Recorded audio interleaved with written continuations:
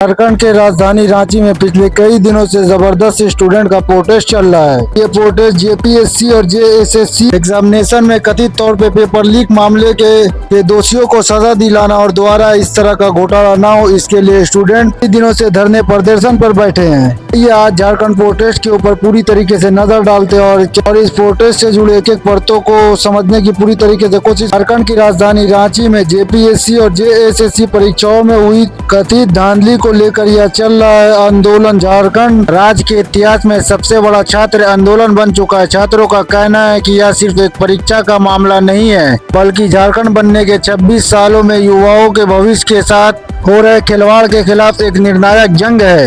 यह विवादित परिणाम अप्रैल में आयोजित 14वीं जेपीएससी और एलिमेंट्री एग्जाम के नतीजे जारी होने के बाद विवाद शुरू हुआ। कई सोशल मीडिया पर ऐसे आंसर शीट वायरल हुए जिसमें बहुत कम सवाल करने वाले छात्रों को भी पास कर दिया गया था। छात्रों का यह भी आरोप है कि राज्य में सरकारी नौकरी की परीक्षा जैसे जेएसएससी और जेएलसी का पेपर लीक होना एक आम सी बात बन चुकी है। सालों तक तैयारी करने के बाद पेपर लीक होने से युवाओं की उम्र सीमा समाप्त हो रही है, जिससे राज्य भर में लाखों युवा गहरा मानसिक तनाव और आक्रोश देखा जा सकता है। जेपीएससी और जेएसएससी रिफॉर्म मंच और बैनर के राज्य के कोने कोने से विशेष आदिवासी और पिछड़े वर्ग के हजारों छात्र रांची के जयपाल सिंह मुंडा स्टेडियम में आकर एक साथ आकर जुड़ गए। स्टेडियम पूरी तरीके से तंबू और पोस्टर से भर गया। छात्र नेता देवेंद्र नाथ महतो ने 33 वर्ष समेत कम 6 अन्य छात्र आमरण अनशन पर बैठ गए। उसके साथ ही आमरण अनशन के कारण देवेंद्र नाथ महतो तबीयत लगातार बिगड़ती जाए और उनके वजन भी लगभग 10.5 किलो तक घट गया। उनकी स्थिति इतनी गंभीर हो गई है कि डॉक्टर ने उन्हें लगातार करना पड़ रहा है। यह आंदोलन की तुलना दिल्ली में हुए कॉकरोच जनता पार्टी आंदोलन से लगाई जा रही है, जिसमें केंद्रीय मंत्री धर्मेंद्र प्रधान को अपने पद से हटने को मजबूर किया गया था।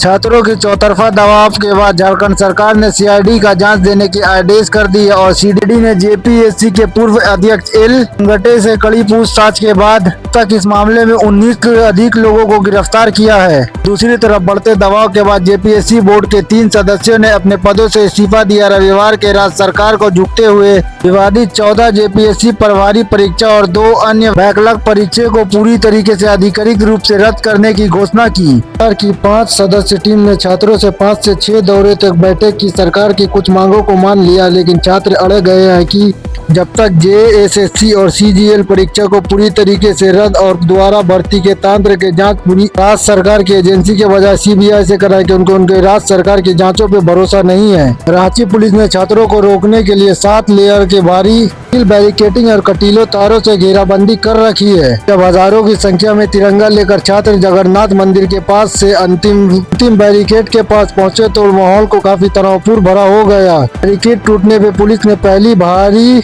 कैनन चलाई। जब छात्र पीछे नहीं हटे तो पुलिस ने ताबड़तोड़ आंसू गैस के गोले दागे। के बाद लाठीचार्ज भी शुरू कर दिया गया। इस तरफ सदन के भीतर विपक्षी पार्टी बीजेपी ने छात्रों पर हुए अत्याचार को लेकर भारी हंगामा किया, जिसके कारण स्पीकर रविंद्र नाथ महतो ने विधानसभा की कार्यवाही तय समय पे एक दिन के पहले ही अनिश्चित काल के लिए स्थगित करनी पड़ी। आंदोलन को आगे बढ़ाते हुए अखिल भारतीय विद्यालय परिषद एबीवीपी के सैकड़ों छात्र कार्यकर्ता ने पुरानी विधानसभा से मार्च निकाला, जिसके बाद पुलिस ने 100 से अधिक कार्यकर्ता को हिरासत में ले लिया। पूरे रांची शहर में अभी भी भारी पुलिस बल तैनात है। परीक्षा रद्द होने के बावजूद भी छात्र पूरी तरीके से संतुष्ट नहीं है। छात्र संगठन जेपीएससी और जेएसएससी रिज्यूम का मांग है कि कहना है कि जब तक जेएससी और जीसीसी परीक्षा का फैसला और जांच सीबीआई को सौंप देने का लिखित आदेश नहीं मिल जाता, उनका यह ऐतिहासिक संघर्ष जारी रहेगा। अभी तक रांची से जुड़ी प्रोटेस्ट में बस इतना ही। आगे की खबर के लिए लगातार हमारे साथ बने रहे और ऑफिशियल भारत प्लस को सब्सक्राइब करें।